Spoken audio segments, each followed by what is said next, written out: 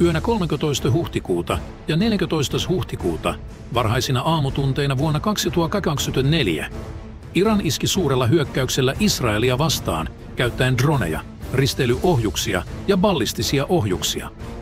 Tämän jälkeen seurasi sarja kryptisiä lausuntoja ja julistuksia, joiden mukaan tällä hyökkäyksellä olisi globaaleja geopoliittisia vaikutuksia.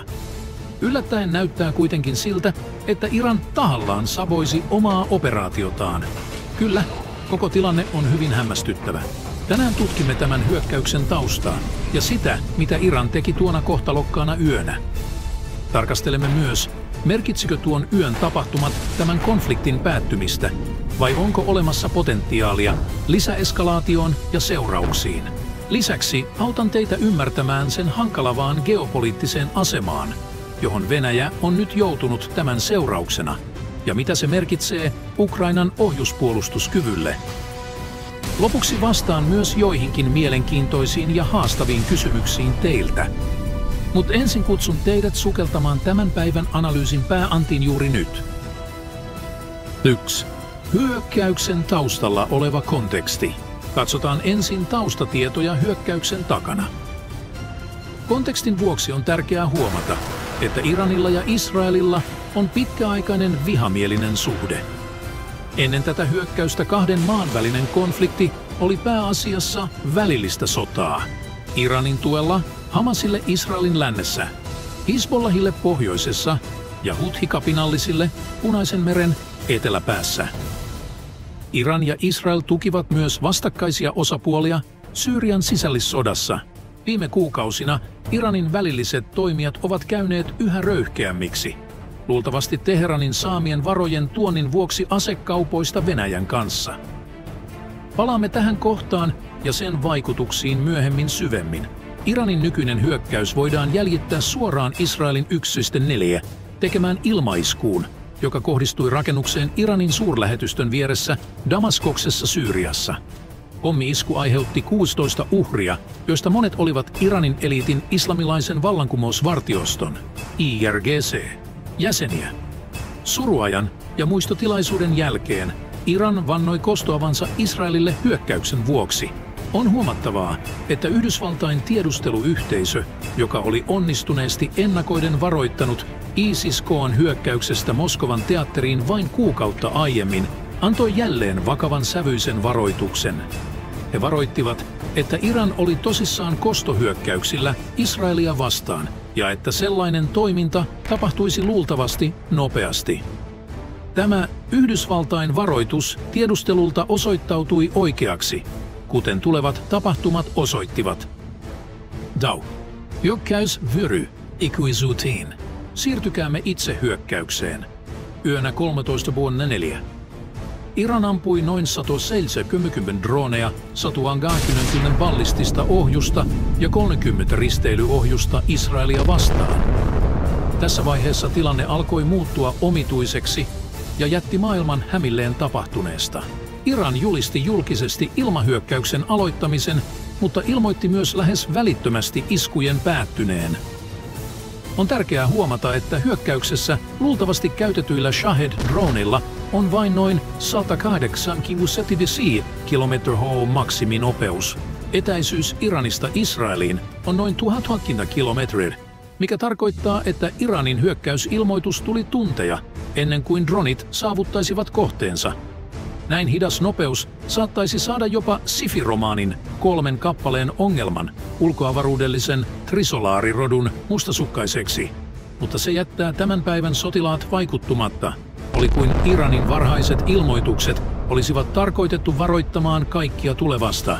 Varoitusten lisäksi Iranin suunnitelmana oli nähtävästi kuormittaa Israelin ilmapuolustusjärjestelmiä droneilla, tasoittaen tietä voimakkaammille ballistisille ja risteilyohjuksilleen. Ilmahälytykset soivat ympäri Israelia hyökkäyksen edetessä. Israelilla ja sen liittolaisilla ei kuitenkaan näyttänyt olevan vaikeuksia tuhota valtaosaa uhkista. Yhdysvallat ja Britannia ampuivat alas merkittävän määrän dronista ja ohjuksista ennen kuin ne edes lähestyivät Israelia, keinoin joita ei tuolloin julkistettu. Myös Jordania, joka ei ole innostunut Iranin vaikutusvallasta alueella, tuhosi lisää. Lopulta Israelin Arrow Column ja Davidin lingan puolustusjärjestelmien oli määrä nousta loppupuolustukseen.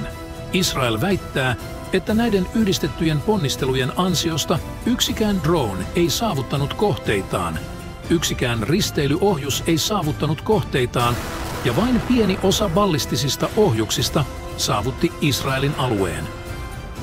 Israel väittää lisäksi, että aiheutuneet vahingot olivat vähäisiä ja keskittyivät pääasiassa Nevatimiin lentotukikohtaan, josta alkuperäinen isku Damaskokseen oli alkanut.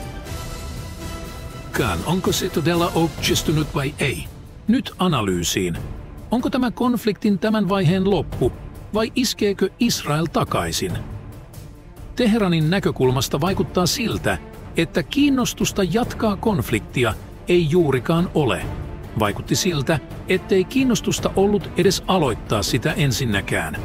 Tämä auttaisi ymmärtämään julkisuuskampanjaa, joka mainosti hyökkäyksen aloitusta ja päättymistä, ennen kuin mitään varsinaista toimintaa edes tapahtui. Toisin sanoen kaikki merkit viittaavat siihen, että Iran oli kiinnostuneempi lähettämään viestiä kuin aiheuttamaan todellisia vahinkoja. Voi vaikuttaa oudolta, että Iran lähetti suuret määrät droneja ja ohjuksia länteen kohti Israelia, mutta se on pervoa seurausta hyvin puolustautuvan kohteen vastaisessa taistelussa. Jos Iran olisi laukaisut vain 15 ammusosaa Israelia kohti, ne olisi voitu kaikki ampua alas, mikä olisi käytännössä sama kuin tehdä ei mitään, lähes ei mitään sijaan. Suuri tulivoimamäärä ja varoitusajoissa tarkoittivat paljon savua, mutta ei israelilaisia uhreja, ja siten vähemmän pakottavaa tarvetta Israelin iskeä takaisin. Lisäksi, jos hallitset kotimaista mediaa, voit kuitenkin kuvata operaation menestyksenä, mikä on yksi autokratian iloista. Vaikka Iran ei ehkä ollutkaan Israelin tasolla menetetyissä henkilöissä, arvioiden mukaan Israel maksoi valtavan laskun puolustusjärjestelmiensä käytöstä. Vertailulukujen saaminen Iranin kustannuksista on vaikeampaa, mutta yhden Shahed-dronen on arvioitu maksavan $50,000. Siten jopa yläpäässä Iranin drone-iskun drone-osuus maksoi vain $8,5 miljoonaa, mikä on suhteellisen halpaa. Todellinen kysymys konfliktin jatkumisesta koskee Israelia. Pääministeri Netanyahu on kotimaan haurassa asemassa.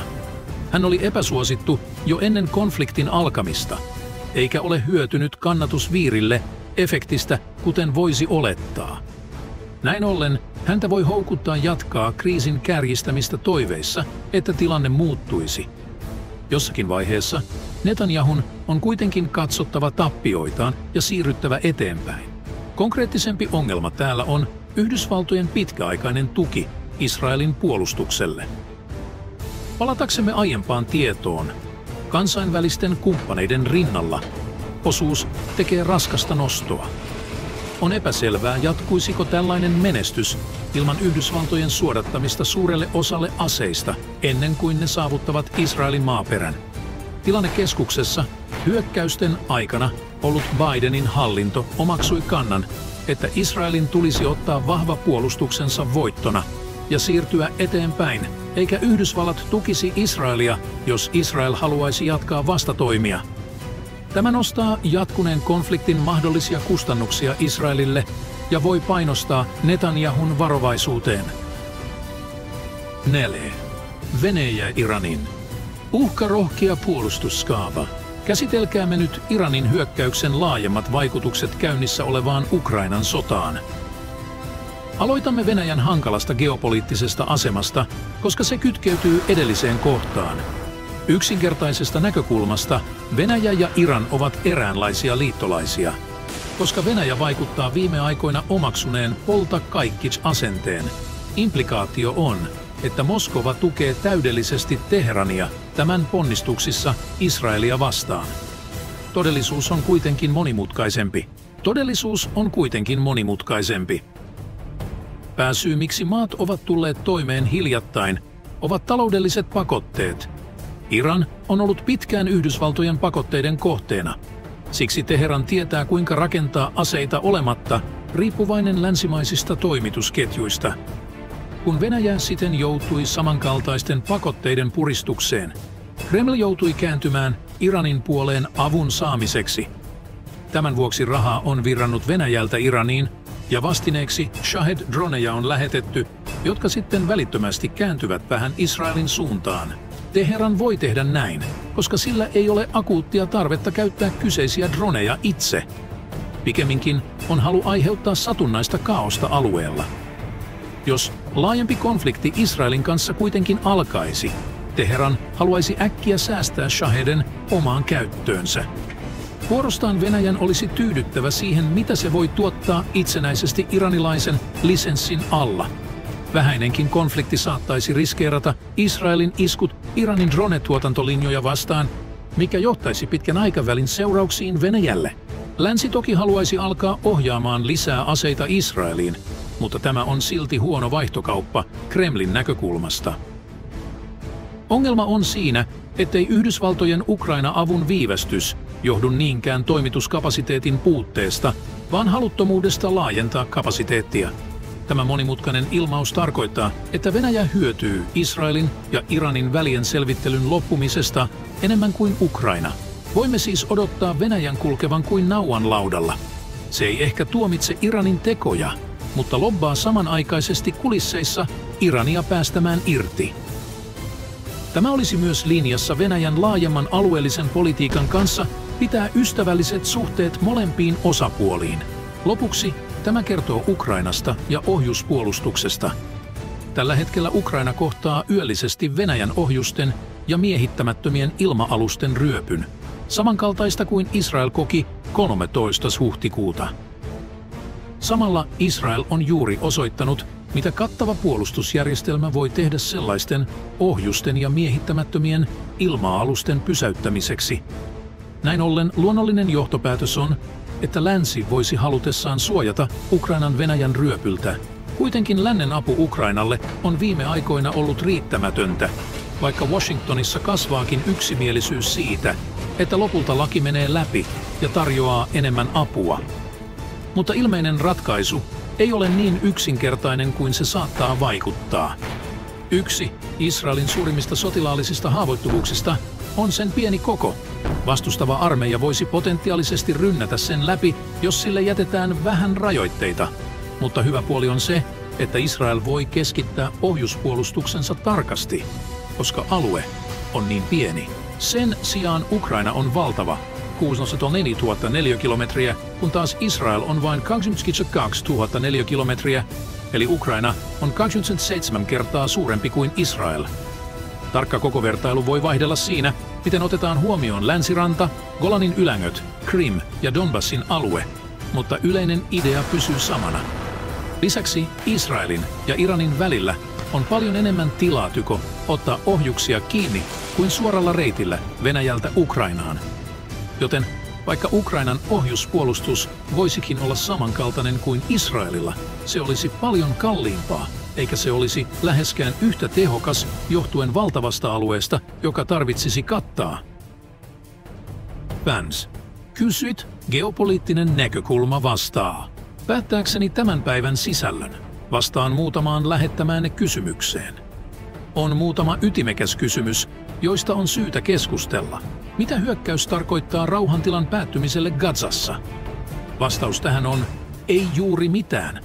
Olemme aiemmin keskustelleet siitä, että Israel uskoo olevan huomattava ero sillä, raivaako se 80% Gazasta vai 100%, eikä tämä hyökkäys muuta Israelin kantaa tähän asiaan. Tilanne muuttuisi vain, jos Iran muuttaisi Israelin kykyä suorittaa lisätoimia Gazassa. Kuitenkin, koska Israelille ei aiheutunut vahinkoja tässä hyökkäyksessä, se on Israelille yhdentekevä asia. Se saattaa tosin viivästyttää hieman asioita, kun Israel järjestelee kaiken, mikä tuskin miellyttää ketään. Ottaen huomioon, etteivät Israel ja Iran rajaudu toisiinsa, tuleeko kartoille edes viivoja? Ikävä kyllä, vastaus on ei. Kuten eräs kommentoija kuitenkin mainitsi, karttaviivoilla on vain visualisoiva rooli, mutta abstraktit asiat voidaan silti käsitellä. Tässä tapauksessa se on alueellinen geopoliittinen vaikutusvalta, jolla on edelleen jonkin verran sovellettavuutta. Eikö tämä olisi hyvä tilaisuus Israelille tuhota Iranin ydinohjelma? Tuskin. Olen käsitellyt tätä aihetta laajasti melkein 2 vuotta sitten, ja ongelmat ovat 1.